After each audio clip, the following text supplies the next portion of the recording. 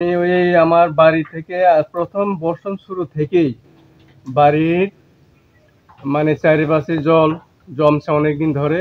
জল নিষ্কাশনের কোনো ব্যবস্থা নাই।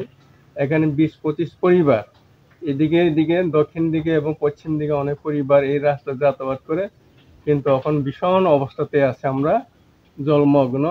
ডেইলি দৈনন্দিন জীবনে যে যাতায়াত, জল পাড়িয়ে যেতে হয়, বাচ্চা পোলাপান স্কুলে যেতে খুব কষ্ট হয়, তাদেরকে মানে জুতা মোজা পরে স্কুলে যেতে হয়, কিন্তু এই জলে কিভাবে তাদের মানে স্কুল মানে কষ্ট হয়।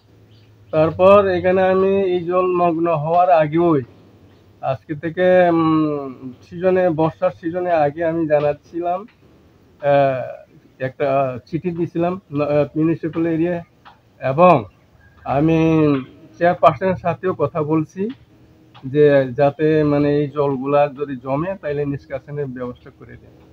উনি বলছেন ঠিক আছে আমি দেখব, কিন্তু আজকে কতদিন চলে গেল জলের মগ্ন, জলের অবস্থাতে আমরা জল কিভাবে কষ্টতে আছি, এখনো মানে কোনো সুরাহা নাই। দেখে আমি বাধ্য হয়েছি আপনাদেরকে আমন্ত্রণ জানাতে।